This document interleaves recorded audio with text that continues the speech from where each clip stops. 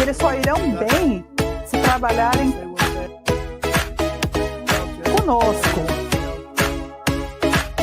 Direitos de cidadãos americanos. Eu lamento dizer que o Brasil está indo mal.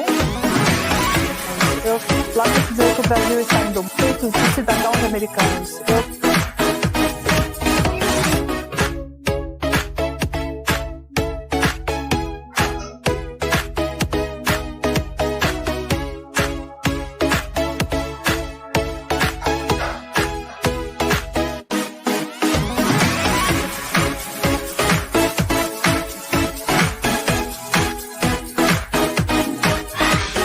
O mundo está cada vez mais complexo. Guerras e rumores de guerra colocam em xeque o futuro da humanidade. Novos sujeitos entram em cena neste novo complexo geopolítico. Não há mais espaço para nos limitarmos à contemplação dos eventos. É preciso sermos protagonistas. O momento é agora, o canal é o Ágora. Ágora da Geopolítica. Se inscreva, compartilhe, apoie. Lamento dizer que o Brasil está indo mal e vai continuar indo mal. E eles só irão bem se trabalharem conosco. Sem a gente, eles vão falhar como outros falharam. É verdade. No próximo ano, os Estados Unidos vão celebrar 250 anos da nossa gloriosa independência, um testamento para o nosso poder duradouro e da liberdade americana e do espírito americano. Nós também nós receberemos a Copa da FIFA e também receberemos Jogos Olímpicos depois. Olá, pessoal, sejam bem-vindos, boa noite, sintam-se acolhidos. São 22 horas e 4 minutos, certo? Vocês estão no canal Ágora da Geopolítica. Hoje é 24 de setembro de 2025.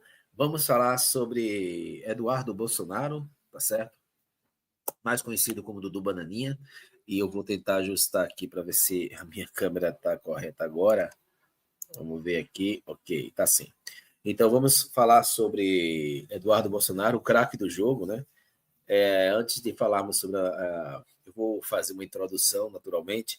Olha, com relação ao curso que a gente vem apresentando, eu vou possivelmente colocar o vídeo que ia ser postado hoje, vou colocar amanhã, tá certo? Então, essa notícia ela é mais urgente, porque as coisas estão ocorrendo, né? A gente que tinha essa expectativa de que a justiça no Brasil fosse feita e finalmente está se desenhando aí todo o processo. Olha, vamos lá, quero dar uma boa noite aqui antes de começarmos para Andreita Gomes, seja bem-vinda, boa noite. Para Ju Bueno, muito obrigado pela sua participação, Ju, pelo seu apoio, ao Cristiano também. Ok, Viajando Maionese, boa noite, seja bem-vindo. Ok, boa noite. Craque de derrota, valeu, a imagenzinha, né, do Matheus lá foi muito legal. Olha, ok, vamos lá, professor Viajando na Maionese, Cristiano, Camila, boa noite, Ju Bueno está saudando todos aqui, Camila também chegando por aqui, boa noite, sinta-se acolhida. Bom, gente, então acho que já saudei todos que estão online, tá certo? Pois é. Hoje a gente vai falar sobre uma história curiosa, né? A história de um craque, um verdadeiro craque, isso mesmo, um craque do jogo. Mas não se engane, não estamos falando aí de Pelé, não vamos falar de Garrincha, não vamos falar da Marta, nós vamos falar do Dudu Bananinha, do Eduardo Bolsonaro, né? Para vocês entenderem a analogia, né? No futebol, o craque do jogo é aquele que brilha, decide, carrega o time nas costas e conquista aplausos até mesmo dos adversários. Mas na política, o Eduardo Bolsonaro conseguiu reinventar o conceito. Ele virou o craque da autodestruição. Em apenas um ano, gente, o deputado ele fez o que muitos julgavam impossível. Ele transformou cada jogada em um gol contra, cada passe em uma entrega de bola para o adversário. Quem gostou muito disso foi Lula, né? Só este ano foram 3 gols de placa que Lula pôde efetivar, pôde conquistar. que inclusive pode estar dando a garantia para uma possível reeleição. Cada discurso dele transformou em uma prova contra si mesmo. Não sei se vocês tiveram a oportunidade de acompanhar aí a denúncia feita pela PGR, bem montada por sinal, mas não tem como, gente, não tem como duvidar que houve aí coação mesmo, enfim, né? A defesa vai ter um problemão mesmo. Bom, mas entre os lances memoráveis, podemos destacar alguns. Em primeiro lugar, ele conseguiu aumentar a pena do próprio pai, que já respondia pelo crime de golpe de Estado. Basta lembrar que, se não fosse Eduardo Bolsonaro e o aspirante de ditador, né, o filho do ditador Figueiredo, se não fosse a conspiração deles lá nos Estados Unidos, Bolsonaro não estaria preso nesse momento na sua casa, certo? Então, essa primeira questão é que ele, além de ter conseguido criar motivo para que o pai fosse preso, ele ainda simplesmente silenciou o pai, tá certo? Então, isso é um destaque inicial. Se a gente for observar, ele também coroou, depois dessa brilhante jogada, né, ele coroou a jogada ao colocar justamente a tornozeleira eletrônica no patriarca e garantir-lhe aí uma prisão domiciliar. Mas não parou por aí.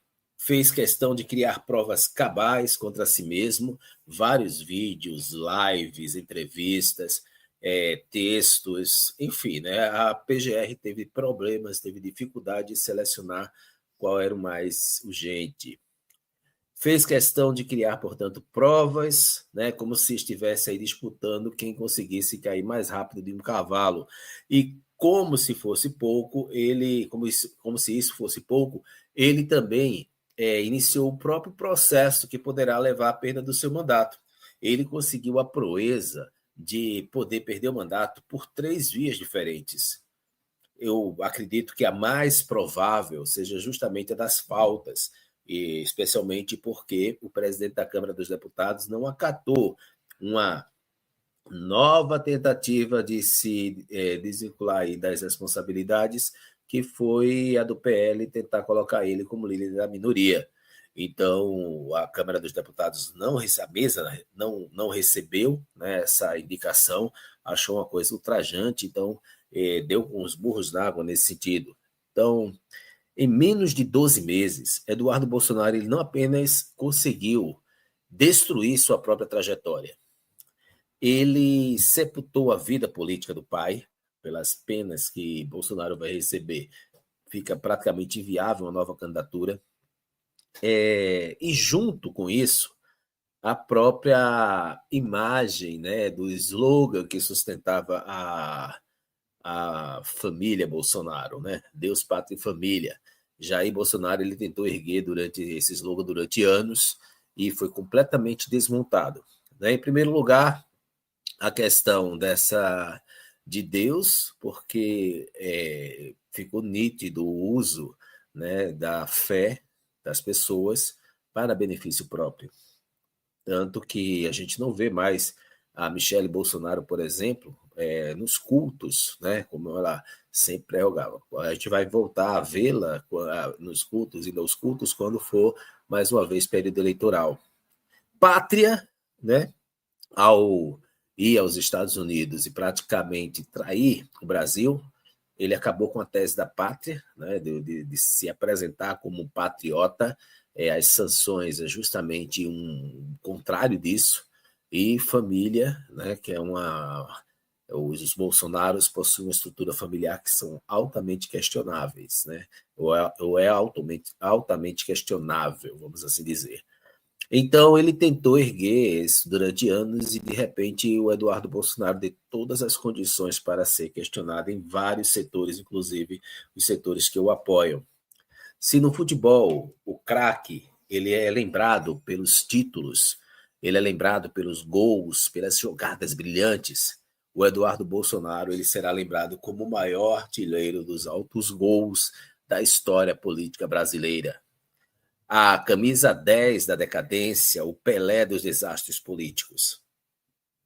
E no final, talvez o único prêmio que ele mereça receber seja justamente aquele que nenhum jogador quer ganhar, o troféu de melhor jogador da equipe adversária.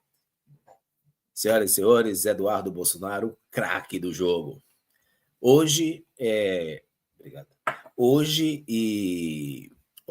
ontem e hoje, né, teve na terça-feira 23 e hoje também teve desdobramentos, o Conselho de Ética da Câmara dos Deputados instaurou um processo contra o deputado Eduardo Bolsonaro, do PL de São Paulo, por quebra de decoro parlamentar.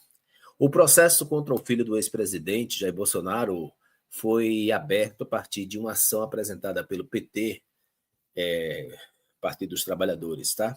Eu gosto sempre de frisar porque tem o PP, para não confundir as coisas. O Eduardo Bolsonaro, ele reside nos Estados Unidos desde fevereiro e afirma que não pode voltar ao país por ser alvo de perseguição política. Não tem fundamento esse argumento dele, porque ele pode voltar a qualquer momento. E se ele está sendo investigado, ou se está havendo aí uma denúncia, é porque existem fundamentos plausíveis, fundamentos visíveis com relação a isso. O fato é que o parlamentar ele chegou a se licenciar, mas o período venceu e ele não pode solicitar um novo afastamento de maneira formal. A representação da bancada do partido questiona justamente a atuação de Bolsonaro, o Eduardo, a ação dele nos Estados Unidos, e solicita perda do mandato parlamentar. Para a escolha da relatoria foram sorteados 3 deputados, né, o Paulo Lemos, do PSOL, do Amapá, o delegado Marcelo Freitas, do União de Minas Gerais, e Duda Salaberto, PDT de Minas Gerais. Olha, então, imagina, né? A composição da relatoria não ficou muito favorável também para o Bolsonaro, o Eduardo Bolsonaro. As faltas do Eduardo Bolsonaro pode levar ele a perder, portanto, o mandato já a partir de 2026, tá certo? É uma coisa que é imediata, não tem dependência de nenhum tipo de reunião, de conjuntura, não foi relatado presença, ele tende a perder o mandato. E olha, é um fato curioso, sabe? Teve, na semana que estava tendo o julgamento do Bolsonaro, todos os deputados, inclusive alguns que estavam fora, conseguiram votar e Eduardo Bolsonaro não, deu um problema no processo dele para votar. Então, parece que o Centrão também não está querendo muito que o Eduardo Bolsonaro fique como alternativa de jogo. Parece que o Centrão está vendo aí ele como uma carta fora do baralho. Bolsonaro ele pede ao STF fim da prisão domiciliar, tá certo? É uma outra notícia que a gente vai destacar. Agora, portanto, você tem essa lista tríplice, né? O relator, possivelmente, né? O Fábio Scott da União Santa Catarina, não vai escolher um da esquerda. Vamos verificar, né? Vamos aguardar para ver.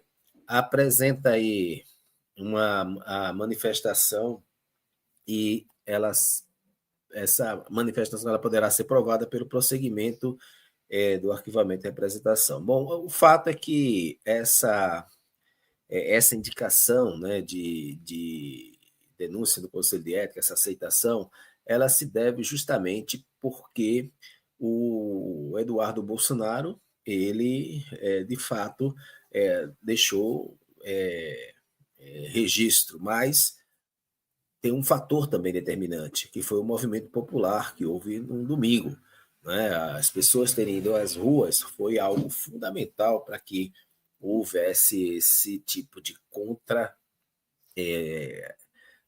contraposição, vamos assim dizer. Né? O Eduardo Bolsonaro ele vai ter aí 10 dias para apresentar a defesa escrita a partir da notificação, né? Com a apresentação da defesa, o relator deve instruir o processo em até 40 dias úteis e expor o parecer final em, no máximo, 10 dias úteis. Eu acredito que esse processo vai ser um pouquinho mais demorado, acho que chega primeiro aí a questão da falta dele, né, as ausências dele. E aí, Eduardo Bolsonaro, vem para o Brasil, rapaz, se defender, né? O parecer do relator, que pode sugerir a aplicação ou não da penalidade, ele é discutido e votado pelos demais membros do Conselho de Ética. Ainda de acordo com a Câmara, concluído o processo no Conselho, o Eduardo poderá recorrer à CCJ, que é a Comissão de Constituição, Justiça e Cidadania, contra o procedimento que julga inconstitucional ou antirregimental. A comissão deve votar o recurso em até 5 dias úteis. As decisões finais do Conselho de Ética seguem para a votação aberta do plenário. Prazo para a deliberação a contar da instauração do processo do Conselho de Ética é de 90 dias. Portanto, se você parar para observar, o prazo final vai ser posterior justamente ao prazo que ele tem para deixar de faltar na Câmara dos Deputados. Tá certo? A perda do mandato da Câmara exige votos da maioria absoluta dos deputados, isto é, em torno de 257, tá certo? O passo a passo para isso, portanto, está bem definido, né? Eu queria só explicar para quem está participando. A Ju Bueno está pedindo para dar o like aqui, ó. Vamos ajudar o canal? Vamos sim, vamos, Ju, ajudar o canal. Michele se candidata, será? Tudo indica que ela vai ser apresentada como opção, mas eu acho que vai vir alguma novidade para Michele Bolsonaro ainda este ano, tá? Eu acredito que vem essa novidade.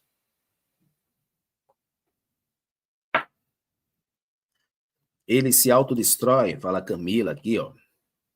Essa família é uma piada sem graça, fala Marcos Peterson. Seja bem-vindo, Marcos. Boa noite também.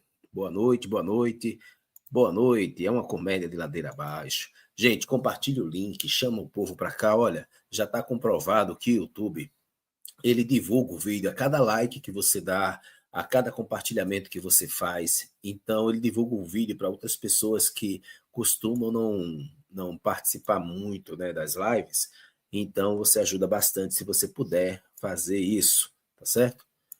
Bom, deixa eu só explicar. Algumas pessoas estavam postando sobre a questão da base constitucional com relação a essa denúncia que a PGR fez. A PGR ela denunciou, e eu não entendo bem porque só foi o Eduardo Bolsonaro e o blogueirinho, né, o Silas e outros deveriam serem também inclusos, talvez pelo fato de ambos estarem aí nos Estados Unidos e, portanto, serem aí os promotores principais. Vamos saber. Isso nada impede que depois sejam apensadas ao processo novas denúncias contra outras pessoas, tá certo? Então, a PGR denunciou Eduardo Bolsonaro e o blogueiro Paulo Renato Figueiredo por coação em razão da atuação dos Estados Unidos. De acordo com a denúncia, os dois articularam sucessivas ações voltadas para intervir nos processos judiciais visando beneficiar o ex-presidente Jair Bolsonaro. Uma eventual condenação pelo crime de coação também pode acarretar na perda do mandato do Eduardo Bolsonaro. Então, você observa que são as 3 alternativas que se tem, né? Tem dessa denúncia direta pelo crime de coação, tem da questão das faltas que Eduardo Bolsonaro tem cometido, né, no Congresso e etc. E tem a questão da perda do mandato pelos processos que ele vem se envolvendo. Essa eventual condenação pode levar à perda do mandato, sim. O artigo 55, que ele expõe sobre a quantidade de faltas possíveis, ela determina que deve perder o mandato o deputado ou senador que sofrer condenação criminal em sentença transitada e julgada, ou seja, que teve ação finalizada e não cabe mais nenhum tipo de recurso. No âmbito jurídico, se você pesquisar, coação significa constranger alguém por um meio de violência ou grave ameaça, ele tem ameaçado bastante, né, o Alexandre de Moraes, a fazer, não fazer ou tolerar alguma coisa contra a própria vontade da pessoa. É um conceito que aparece em diferentes contextos. Por exemplo, coação ilegal, tá no artigo 146 do Código Penal, justamente constranger alguém mediante violência ou grave ameaça ou depois de lhe haver reduzido por qualquer outro meio a capacidade de resistência a não fazer o que a lei permite ou a fazer o que ela não manda, tá certo? Então, essa questão da lei Magnitsky sendo aplicada ao ministro Alexandre de Moraes por intermédio aí, de acordo com eles mesmos, né, do Eduardo Bolsonaro, e isso leva aí uma possibilidade de confirmação de crime, a detenção de 3 meses a 1 ano, multa. Coação no curso do processo, essa é a que seria mais enquadrada para o Bolsonaro, Eduardo. né, que é usado de violência ou grave ameaça com o fim de favorecer interesse próprio ou alheio contra a autoridade, parte ou qualquer outra pessoa que funciona ou é chamada a intervir em processo judicial, policial ou administrativo. A pena, né, nesse caso, é de 1 a 4 anos e multa, além da pena correspondente à violência. Mas o que sabe mais chama atenção, que eu vou falar nisso amanhã, é a questão da multa que está para ser aplicada a Eduardo Bolsonaro. É uma multa bilionária, de acordo com a denúncia da PGR, tá certo?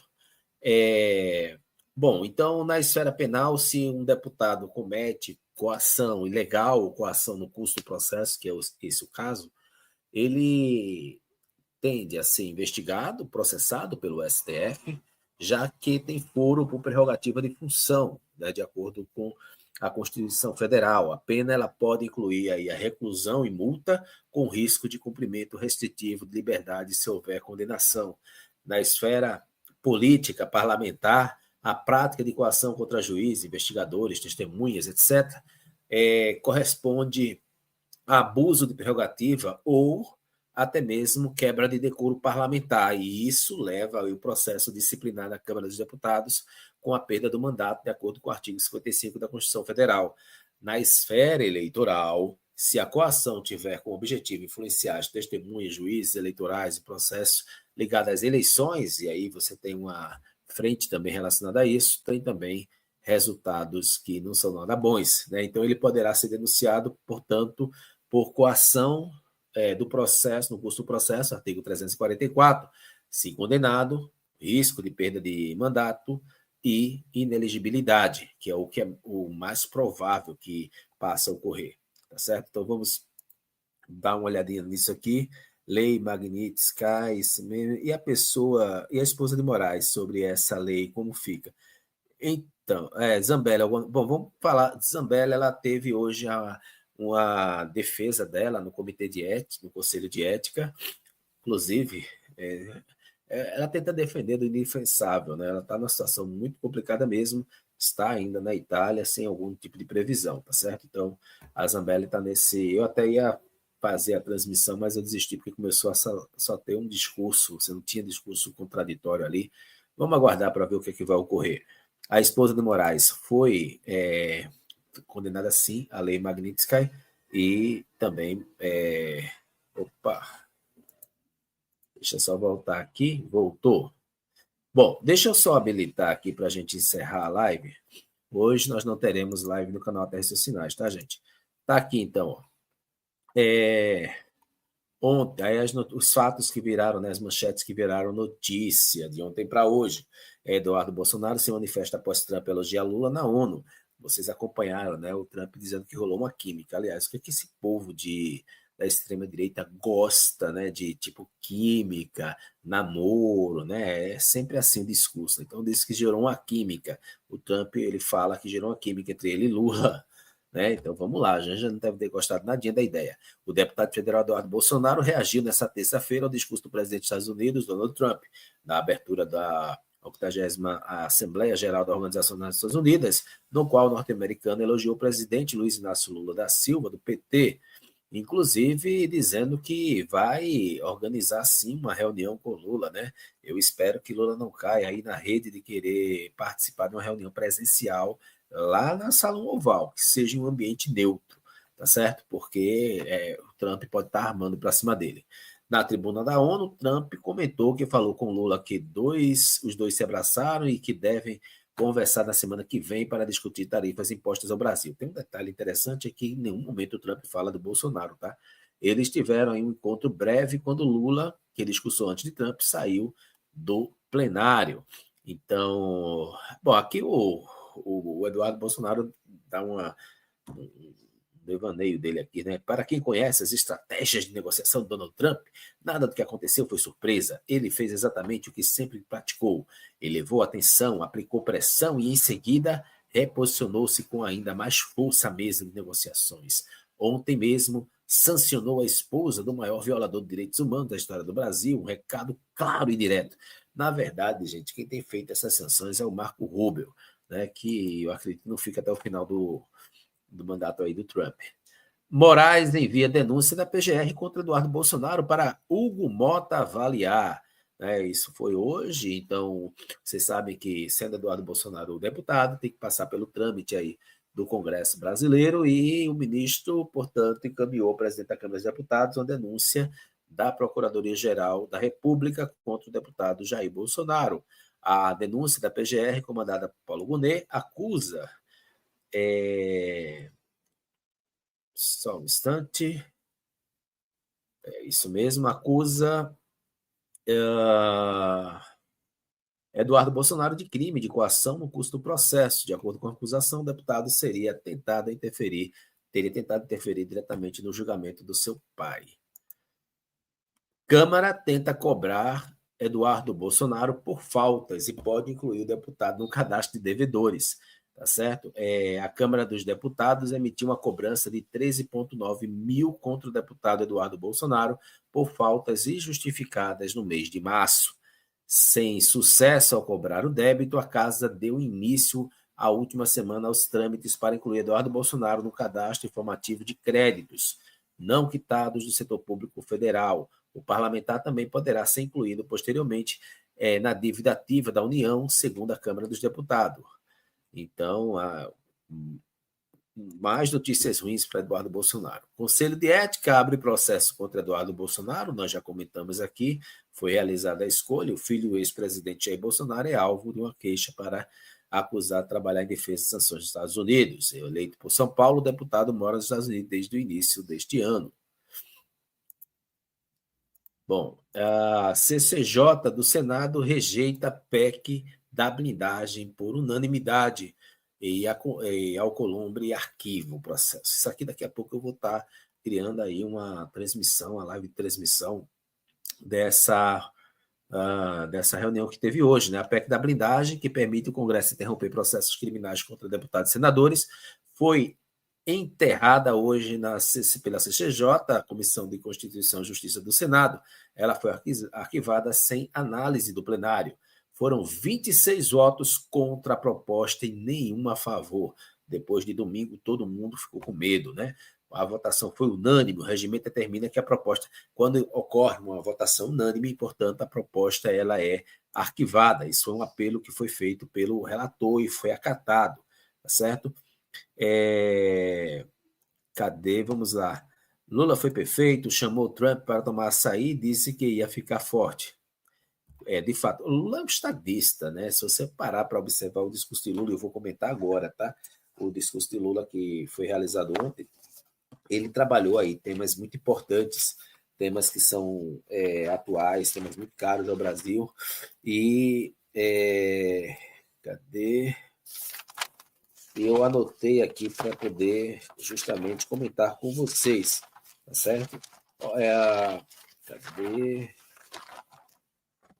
Para quem acompanhou ontem, né, a expectativa era justamente que ele faria um discurso forte, né? Ele fez discurso forte, ele mediu esforços, não falou diretamente de Donald Trump, mas deu a entender que estava falando sobre Trump, deu a entender não. Na verdade, ele falou contra os Estados Unidos, ele ficou nítido. Ele tem uma fotografia de Trump olhando para o discurso, né, ouvindo, acompanhando o discurso de Lula. Eu acho que Trump deve ter conhecido Lula ontem, né? E, enfim, né? Bom, vamos lá.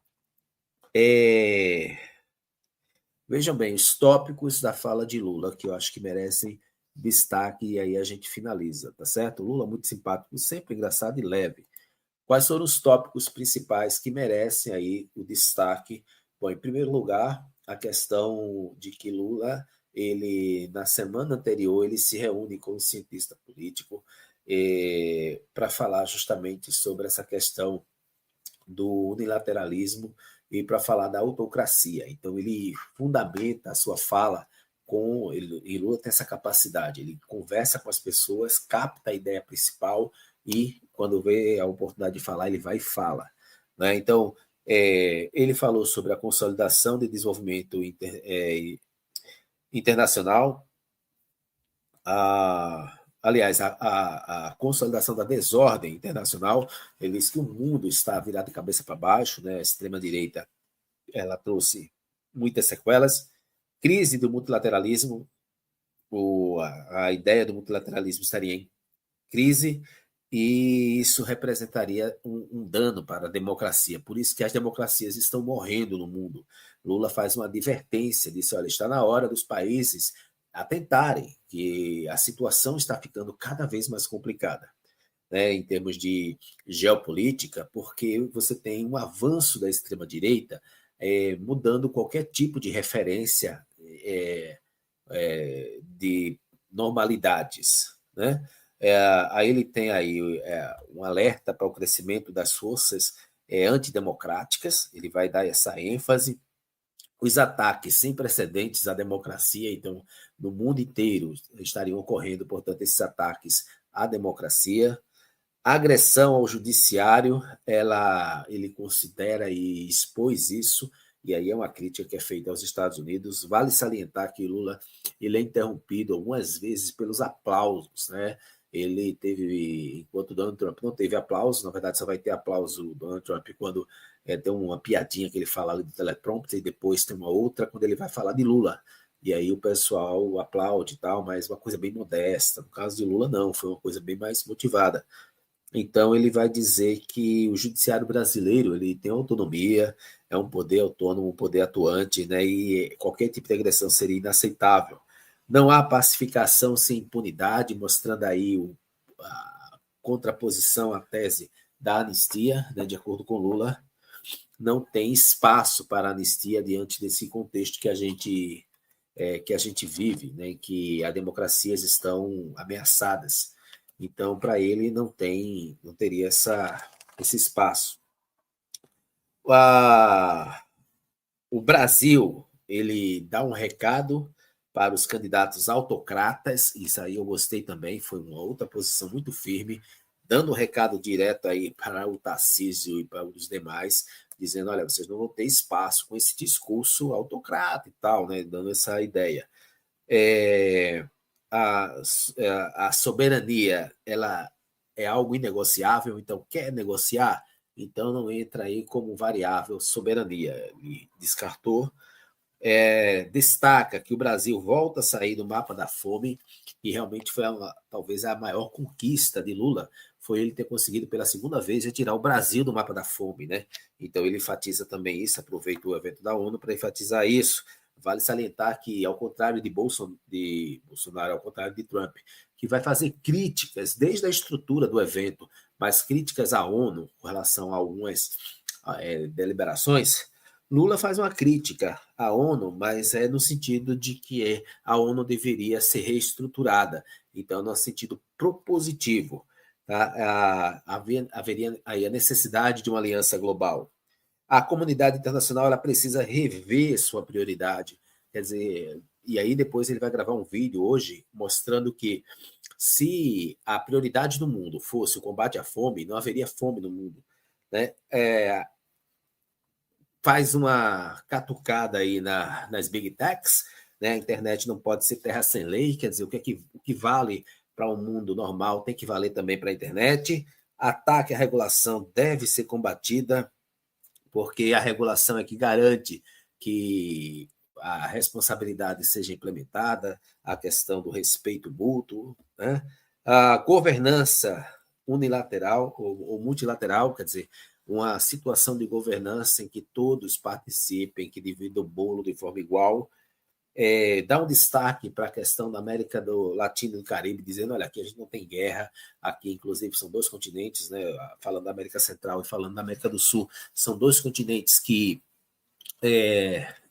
prezam pela paz, prezam pela harmonia. Então, tipo aí ele já faz uma catucada também no Trump com relação à questão da Venezuela, né? A via de diálogo ela não pode ser fechada na Venezuela, tanto que o Nicolás Maduro ele propôs a Trump repensar, né, essa questão do debate. Então, valoriza os princípios do Amigo da Paz, que é uma ação que o Brasil faz junto com a China, ele dá ênfase, inclusive a delegação chinesa, a gente viu um constrangimento quando Donald Trump fala sobre a China, né? A câmera aponta para a delegação chinesa e dá aquele constrangimento. E vai, claro, atacar e criticar o que está ocorrendo em Gaza, né? É importante lembrar que Lula foi um dos primeiros estadistas a dizer abertamente que se tratava ali de um genocídio, foi muito criticado pela imprensa brasileira, inclusive, e hoje está o mundo dizendo que se trata de um genocídio, tá certo? Não há dúvidas com relação aos Estados com relação a isso. Cadê? Sim, e faz uma crítica aos Estados Unidos, ao anfitrião, porque eles não permitiram que a liderança palestina também compusesse ali a bancada para poder falar, tá certo? E, finalmente, ele vai finalizar a fala dele dizendo que o Sul Global chegou para ficar, que era preciso que fosse dado mais voz ao Sul Global, que hoje o Sul Global ele já tem uma estrutura sólida, está congregando aí países do G20 e que deveria aí já ser reconhecido como um movimento que veio para ficar e etc, tá bom? É isso, gente. Lula só orgulho, foi perfeito. Valeu, Juvenildo. Craque do jogo que só marca gol contra, exatamente. Craque do jogo que só marca gol contra. O ego dele é enorme. Lula foi o mais descontraído, exato. Americanos fazem piadas sem graça sempre, isso é verdade. Lula muito querido, Lula muito simpático. Ok, gente, quero agradecer a cada um de vocês que participaram aqui online. E você que não pôde participar e vai acompanhar este vídeo gravado, meu muito obrigado pela sua participação, meu muito obrigado pelos comentários que você pode deixar aí, gratuitos os comentários, e assim que possível eu posso também estar fazendo aí, respondendo os seus comentários, tá bom? Fique com Deus, um grande abraço, boa noite, até a próxima, tchau. O mundo está cada vez mais complexo. Guerras e rumores de guerra colocam em xeque o futuro da humanidade. Novos sujeitos entram em cena neste novo complexo geopolítico. Não há mais espaço para nos limitarmos à contemplação dos eventos. É preciso sermos protagonistas. O momento é agora, o canal é o Ágora. Ágora da Geopolítica. Se inscreva, compartilhe, apoie